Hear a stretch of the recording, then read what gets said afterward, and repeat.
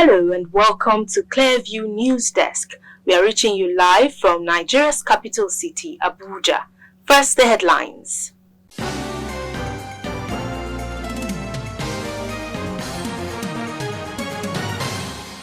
Family demands justice after 20-year-old sister-in-law pours boiling water on pregnant woman in Yola.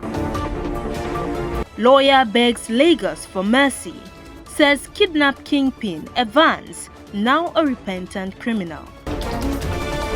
4 feared dead, others injured as driver rams into soldiers in Lagos.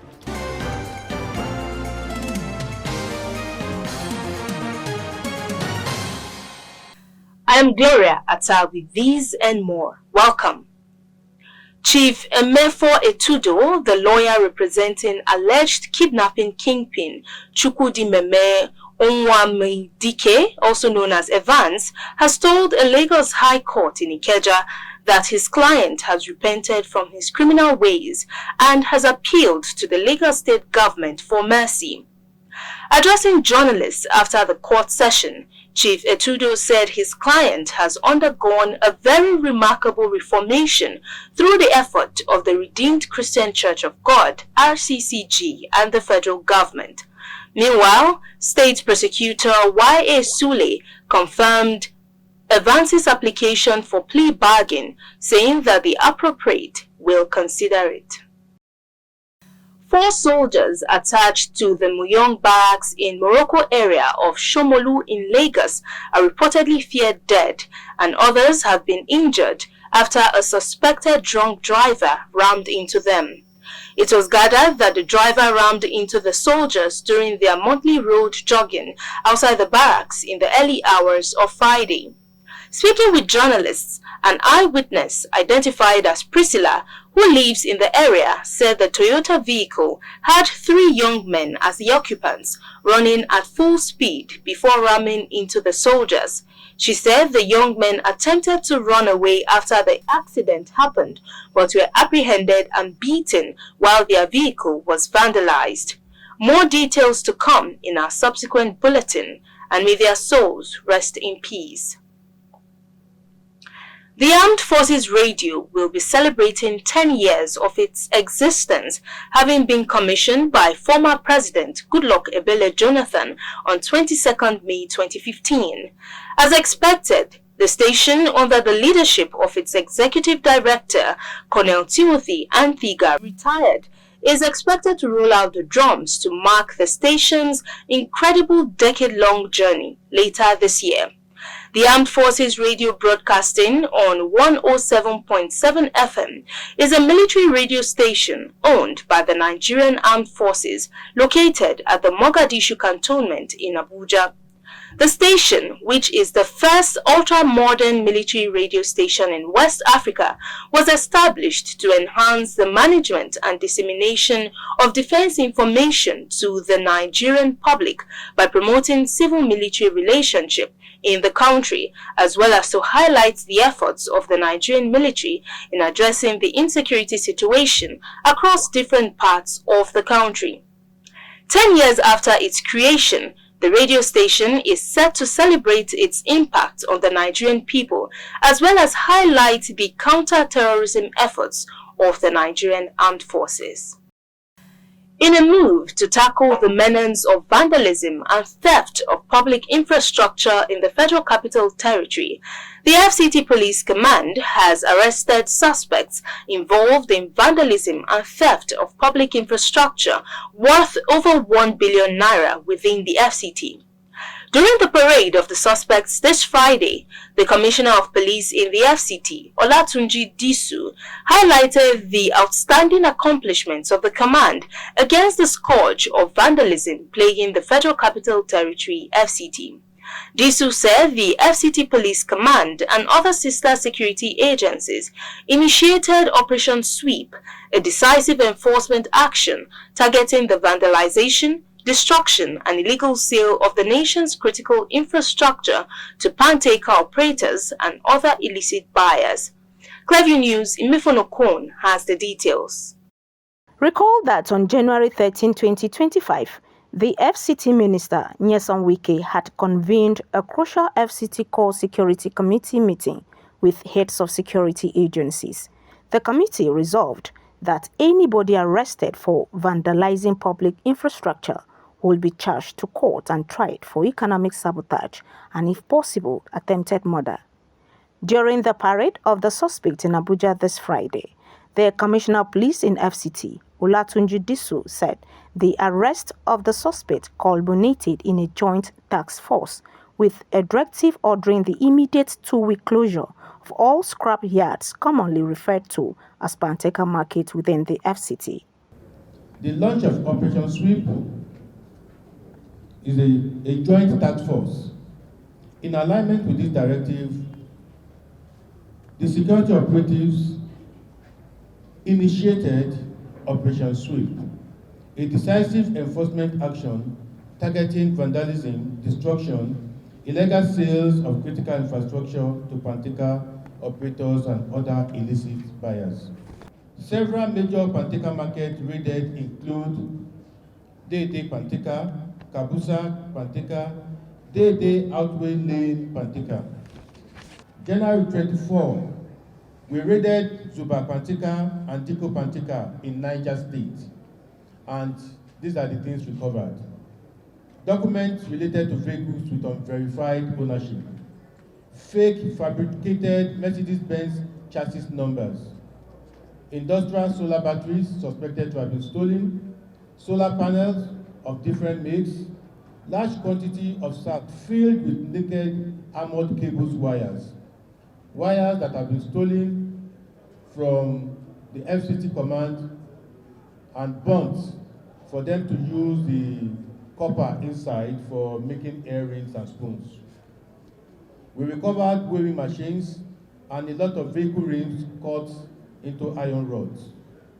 January 26, we raided Diko Panteka in Niger State again, and items recovered include solar panels and large quantity of armored cables. Disu said so far 31 suspects have been arrested, with 16 already charged to court for criminal conspiracy and mischief. Look at the charges we profiled. It includes those buying, those doing the illegal scavenging, and those sponsoring them, and everybody who supports them as well will go in for accomplices. For your information, some of the financiers of these activities have been arrested, they have been charged to court, and as I speak with you, they are in the prison custodies. We will continue to go for those who sponsor them as well. So there's no hiding place, it's a total thing. One of the suspects speaks on his involvement in the crime. While I'm here is that there are this thing called creating plates, which they normally use for footmat. There's 4 pieces I bought, so which I wanted to use to construct something. So when they came for searching, they saw it in my shop and said that it's government property. I told them that I bought it from somebody. And in times of vandalism, we don't support vandalism. So, okay, they said, later, I will show them the person. I said, no problem.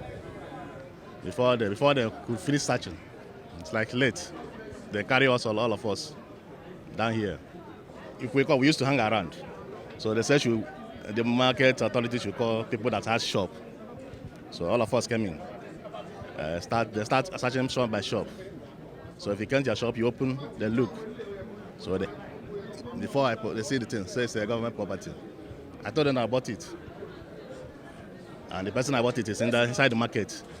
He used to buy scraps from companies. So his scraps, he buy a crane. But crane used to use it for step. So I saw it and like it and buy it from that person. Although the person has come here to tell them that I bought it from him. Meanwhile, Disu said, as a direct consequence of this act of vandalism, several areas, including Dawaki, Pape, Nyanya, Karo, and surrounding communities, have been plunged into total blackout. Meanwhile, Abuja Market Management Limited, under the directive of the Minister of the Federal Capital Territory, has mandated all Panteka market operators to report for profiling and registration. Imefonokun, reporting for Clever News. A man simply identified as Ukwazu has been arrested by a community security outfit, Otampa Security Services, in Iswo Kwato local government area of Abia State for allegedly stealing a mobile phone belonging to a woman. According to a statement released by Otampa Security Services and shared with the press, the suspect was publicly paraded through the community. The statement further noted that Ukazu has been granted a 1-month period to fulfill the financial obligation, failing which the pledged items will be finally forfeited. Meanwhile, the stolen phone has been recovered and returned to its rightful owner, demonstrating the swift and effective response by the community security outfit. Now, a 20-year-old woman, Jamie Ishaku, has been arrested for inducing labor on her pregnant sister-in-law. How did she do it? By pouring boiling water on her. She said her act was an expression of anger that went farther than she intended. The victim received serious burns, especially in her back region, and is currently in hospital receiving treatment.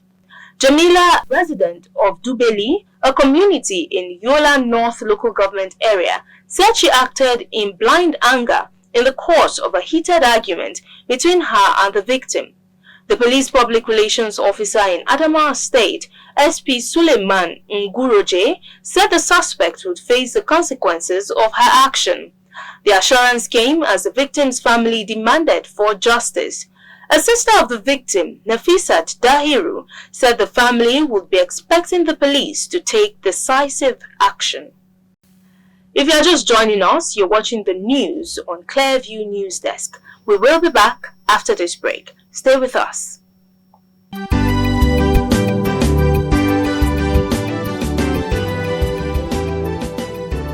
No one, after lighting a lamp, puts it under a bushel. This is therefore a call to individuals, organizations, embassies, political office holders and more to inform the world about their activities and achievements through documentaries. Here at Clearview, we parade the masters in the business of producing world-class documentaries. Show your stuff to the world by first contacting us through telephone number 0704 244 1177 or email us at clearviewnewsroom@gmail.com. Watch Clearview News at 7 p.m. daily, Monday to Friday on MITV, channel 255, DSTV, and on our YouTube and Facebook pages. Clearview News Desk. We clear the view, one time and for all time. You're welcome back. And now to sports. Super Eagles forward Victor Boniface has reportedly returned to training with Bayern Leverkusen after seeing his potential €15 million per season move to Saudi Pro League side Al Nassr called off. The Leverkusen man, who was excused from training and their matchday squad for the UEFA Champions League earlier, was quick to share a picture of himself and some of his teammates in training on Thursday in the wake of the announcement. Although negotiations seem to have gone swiftly between Leverkusen and Al Nassr, transfer news expert Fabrizio Romano reported that the deal didn't eventually get a nod from the Saudi team.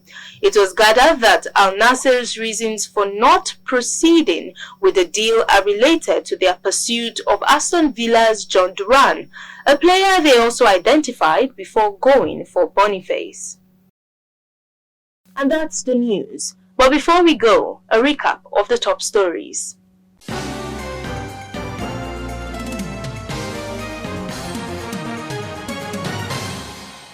A 20-year-old woman, Jamie Ishaku, has been arrested for inducing labor on her pregnant sister-in-law.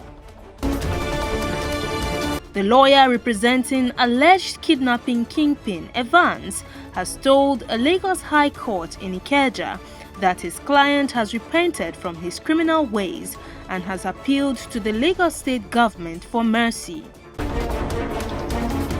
4 soldiers attached to the Muyong barracks in the Morocco area of Shomolu in Lagos are feared dead and others have been injured after a suspected drunk driver rammed into them.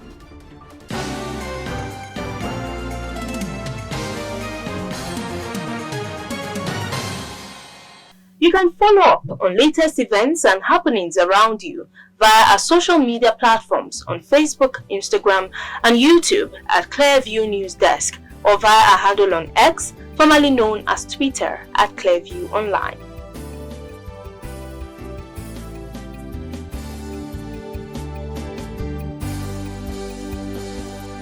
Many thanks for joining us. I am Gloria Atta. Have a wonderful weekend.